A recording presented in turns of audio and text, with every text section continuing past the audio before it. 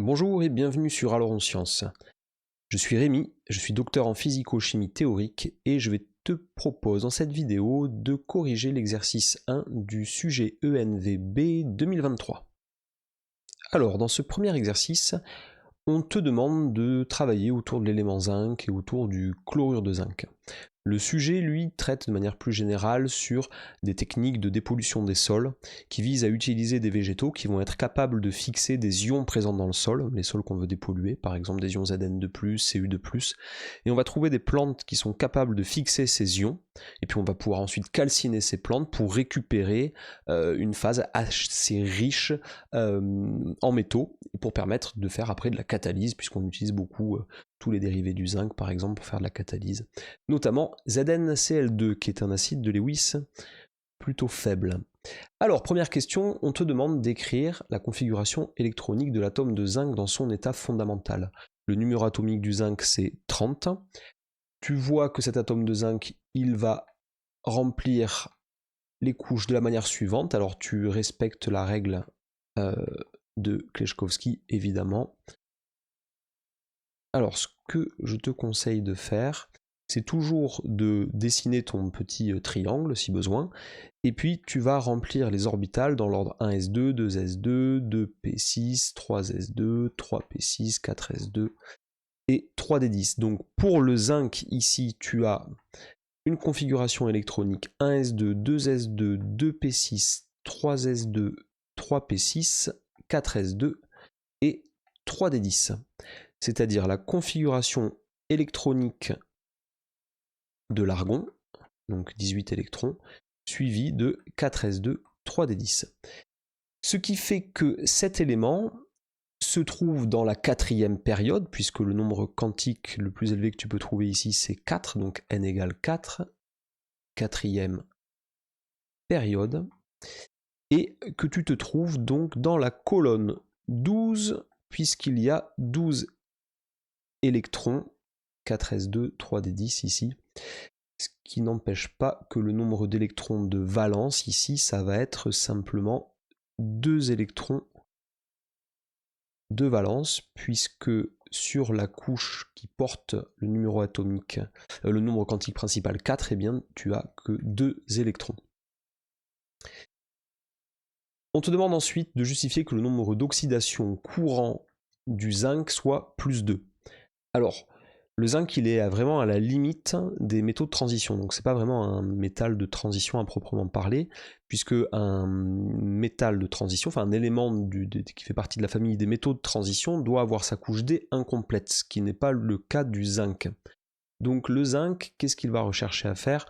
Eh bien, à avoir une stabilité accrue, en ayant sa couche D qui va être complètement pleine et parfaitement équilibrée avec 5 orbitales D occupées par 2 électrons, et il va avoir tendance à se ioniser au niveau de l'orbital 4s pour former des ions par exemple Zn2+, ou tout complexe dans lequel le zinc sera au nombre d'oxydation plus 2.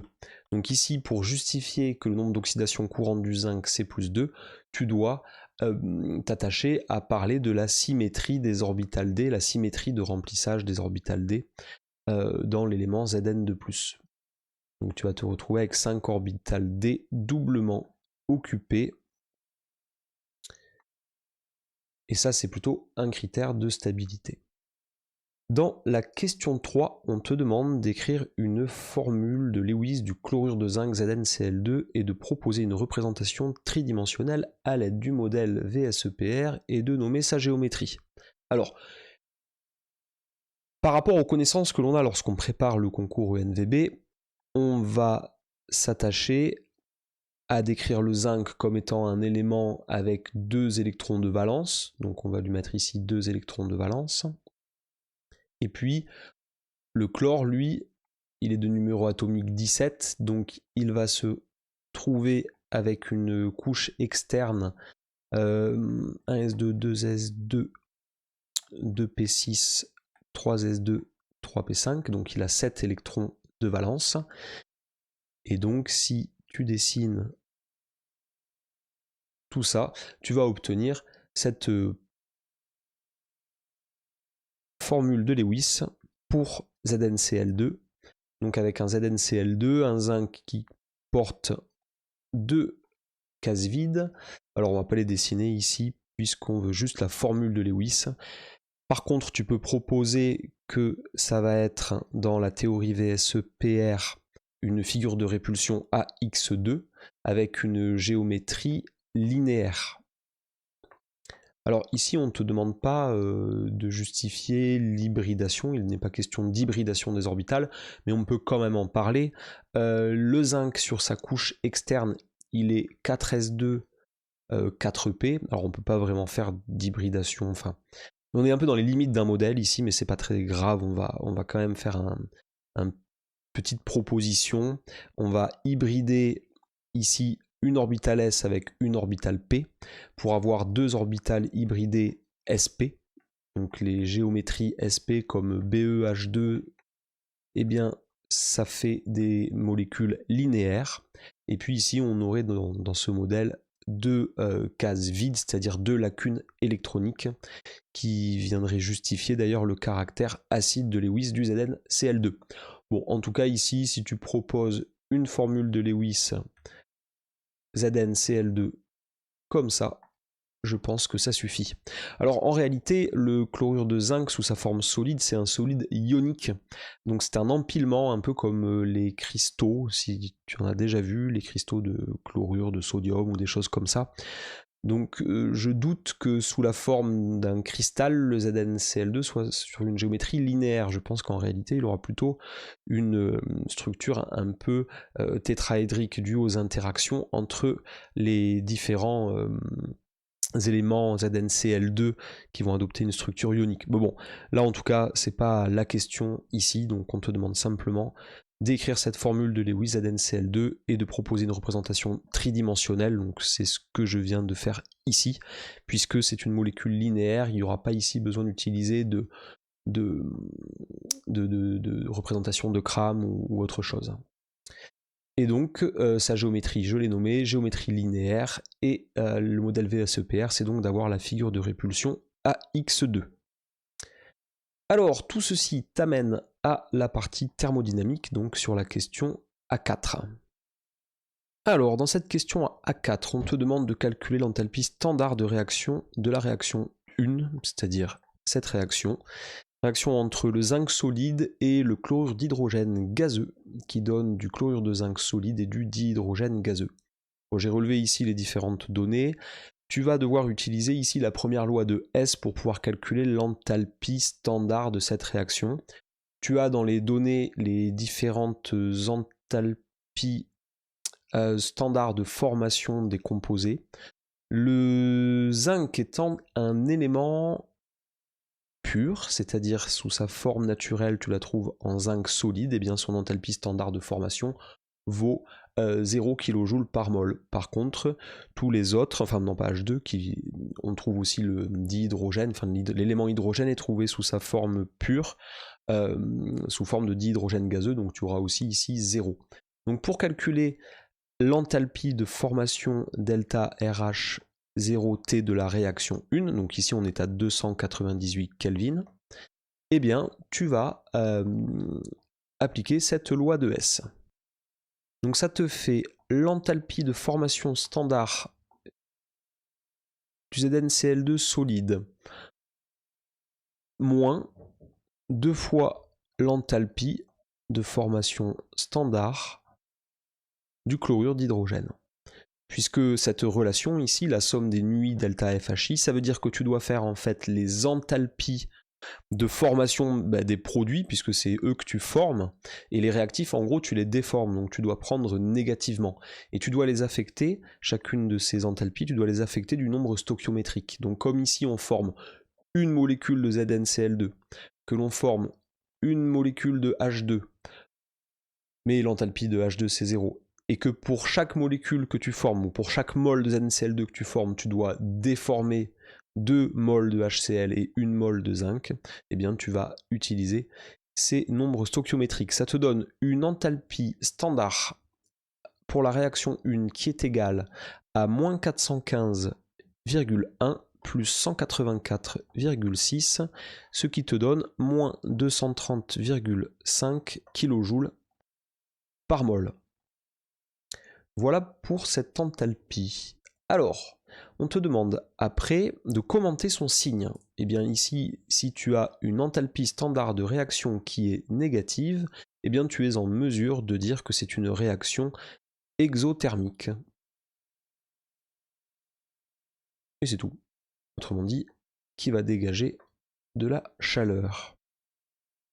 Dans la question A5, on te demande de calculer l'entropie standard de la réaction.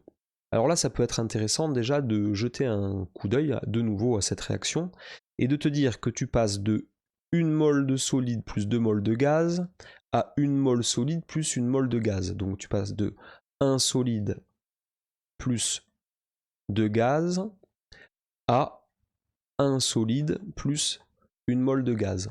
Donc tu peux déjà constater là qu'il va y avoir plus d'ordre, l'ordre augmente entre le début et l'arrivée. C'est-à-dire que la variation d'entropie, le delta S, on doit s'attendre à trouver quelque chose de négatif. Si tu ne trouves pas quelque chose de négatif, c'est un petit peu curieux.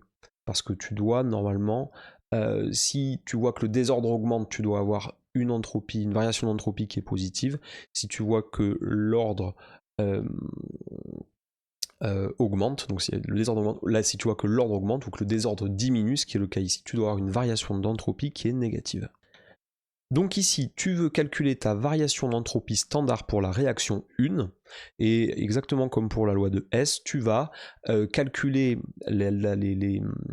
tu vas poser plutôt les entropies molaires standards de tes produits, donc ici l'entropie molaire standard du ZnCl2 à l'état solide, plus l'entropie standard du dihydrogène à l'état gazeux, et tu vas soustraire à ça l'entropie molaire standard du chlorure d'hydrogène gazeux, moins x2, pardon, puisqu'il y ait 2 fois dans la réaction, moins l'entropie molaire standard du zinc solide.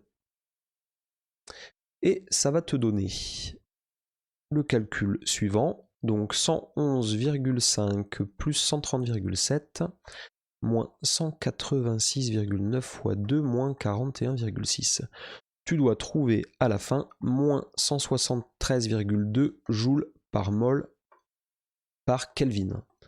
Donc attention, tu dois avoir un peu d'expérience à force si tu as fait de nombreux sujets. Les enthalpies molaires standards sont généralement données en kilojoules par mol et les entropies molaires standards en joules par mol par Kelvin. Donc il y a un petit décalage entre les kilojoules et les joules. Donc attention quand tu vas calculer ton enthalpie libre delta G, puisque tu devras ajuster les unités. Bon, en tout cas, on a bien trouvé un delta RS 0,1 qui est négatif, c'est cohérent avec ce à quoi on s'attendait. Et d'ailleurs, on te demande de justifier le signe de cette grandeur, toujours dans cette question A5. Eh bien, c'est ce que j'ai fait tout à l'heure. Tu justifies le signe de cette grandeur en regardant qu'est-ce que tu as comme réactif et qu'est-ce que tu as comme produit. Alors, pour rappel, si par exemple tu passes, je sais pas, tu fais une réaction chimique avec 2 molécules A solides qui donnent 3 molécules B solides également. Ici, il n'y a pas de différence de phase. Donc, simplement, tu passes de 2 molécules à 3 molécules. Donc, le désordre augmente et tu dois donc te retrouver avec une variation d'entropie qui est positive. Si maintenant tu passes de 2 molécules A solides à 2 molécules A liquides, eh bien c'est pareil, étant donné que le liquide est moins ordonné que le solide, tu vas encore une fois avoir une variation d'entropie qui devrait être positive.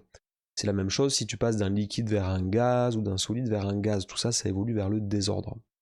Donc nous ici, comme je l'ai dit tout à l'heure, tu avais un solide et 2 gaz qui donnent un solide et un gaz. Donc on a l'ordre qui augmente et une variation d'entropie qui doit plutôt être négative. Voilà pour cette question. On te demande après de calculer l'enthalpie libre standard de la réaction. Donc delta Rg0 de la réaction 1, c'est égal à delta RH0 de la réaction 1 moins T delta Rs0. Donc c'est ici que tu dois mettre ton delta RH0 en joules par mol, ce sera plus simple, donc ça te fait moins 230,5 fois 10 puissance 3, et tu fais moins 298 parce que la température ici doit être en Kelvin, multiplié par les moins 173,2 que l'on vient de trouver. Et ça te donne moins 178 886 joules par mol. Alors, attention aux chiffres significatifs, je crois que les rapporteurs apprécient que tu respectes le nombre de chiffres significatifs et aussi que tu soulignes les résultats. Je te conseille de toute façon de consulter les rapports systématiquement, les rapports du jury, pour les épreuves de chimie, mais aussi pour les épreuves orales, donc les concours les épreuves orales de sciences et société et d'entretien avec le jury. Ici, on avait 3 chiffres significatifs, je vois, pour celui-ci. On devrait normalement se contenter ici de 3 chiffres significatifs. Donc, moins 179 kJ par mol, par exemple, ça peut faire l'affaire. Et puis, on te demande de rappeler la loi... de calculer d'abord la valeur de la constante d'équilibre thermodynamique de la réaction. Alors, delta Rg01, c'est égal à moins RT ln de la constante d'équilibre K01. Et du coup, eh bien, tu veux calculer le K01, donc tu vas faire exponentielle de moins delta Rg01 sur RT, ce qui te fait le calcul suivant, exponentielle de 72,2, donc tu trouves quelque chose qui vaut environ 2 fois 10 puissance 31, c'est très supérieur par rapport à 10 puissance 4, tu peux considérer que cette réaction, elle est totale, autrement dit elle est très favorable thermodynamiquement, ce qui ne veut pas dire qu'elle aura lieu un jour, puisque ça c'est plutôt la cinétique qui nous l'enseigne, ou en tout cas si elle aura peut-être lieu un jour au bout de très longtemps. Donc il faut bien distinguer l'aspect thermodynamique d'une réaction de l'aspect cinétique d'une réaction. En tout cas, cette réaction, elle est très favorable thermodynamiquement. Ça, on peut le dire. Alors, maintenant, on te demande de rappeler la loi de Van't Hoff. Alors, la relation isobare de Van't Hoff, c'est dln de k sur dt égale delta RH0 sur RT carré. Alors, qu'est-ce que ça veut dire? Ça veut dire que si tu dérives la fonction ln de k, c'est-à-dire tu prends le ln de la constante d'équilibre par rapport à la température, donc qui dépend de la température, si tu dérives cette fonction par rapport à la température, eh bien ça doit être égal au delta RH0 à cette température divisé par RT carré. Autrement dit, si ce que tu trouves ici est négatif, eh bien ta fonction ln de k, sa dérivée est négative, donc la fonction ln de k est décroissante. Si ce que tu trouves ici est positif, ça veut dire que la dérivée de ln de k par rapport à la température est positive, donc que la fonction ln de k est croissante. Donc là, on nous demande justement de discuter comment varie cette constante d'équilibre lorsque la température du système augmente. On vient de trouver un delta RH qui est négatif. Donc, je peux l'écrire en toutes lettres, donc dln de k0 de t sur dt, c'est un peu comme si j'écrivais ln de k0t, c'est comme si je faisais la dérivée de ça. Donc tu veux dériver ça. Donc on va étudier le signe de la dérivée. Et ici, on a delta RH0 qui est négatif à 298K. Et puis on a RT carré qui est positif, puisque R c'est la constante des gaz parfaits, ça vaut environ 8,314 joules par mol par Kelvin. Et puis on a la température, de toute façon elle est au carré, puis une température en Kelvin c'est toujours positif. Donc en tout cas, ce qu'on trouve c'est que delta RH sur RT carré, eh bien c'est strictement négatif. Donc dln de k par rapport à la température est négatif, donc la dérivée de ln de k c'est négatif. C'est-à-dire que la fonction ln de k, c'est une fonction décroissante. Et comme la fonction logarithme népérien est une fonction ln de x qui est une fonction strictement croissante, eh bien, on sait que k et du coup kt est une fonction décroissante. Il n'y a pas de changement d'ordre, c'est-à-dire que je prenne la fonction kt ou la fonction ln de kt. Si kt est décroissante, ln de kt est décroissante. Si kt est croissante, ln de kt est croissante. Donc ici, on a kt qui est croissante. Donc si la température augmente, eh bien la constante d'équilibre diminue. Donc au final, on ne va pas forcément chercher à avoir la température la plus élevée possible. Après, c'est toujours pareil, quand on fait des réactions comme ça, ou du point de vue industriel, il faut trouver le juste équilibre entre avoir une température pas trop élevée si tu es dans ce genre de cas, mais il faut quand même qu'il y ait une certaine agitation qui peut être intéressante, ça dépend des réactions, mais ça peut être intéressant d'avoir une certaine agitation pour qu'il y ait des chocs efficaces quand même, pour que les réactions se fassent. Alors, dernière question de cet exercice. On a un réacteur qui contient de la poudre de zinc finement divisée, donc on la divise finement pour que la réaction soit plus efficace, et soumis au passage d'un courant de chlorure d'hydrogène. Donc en fait, le chlorure d'hydrogène gazeux, on le fait passer dans cette poudre avec un débit de 10 litres par seconde. Alors tout de suite, 10 litres par seconde, tu peux le convertir en mètres cubes.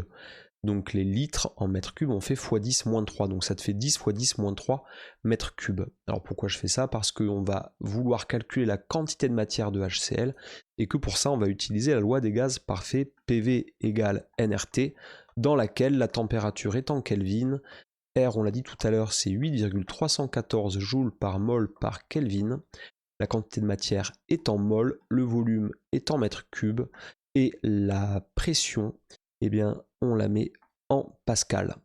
Alors, on suppose que le chlorure d'hydrogène est totalement consommé et que le gaz sortant du réacteur est du dihydrogène.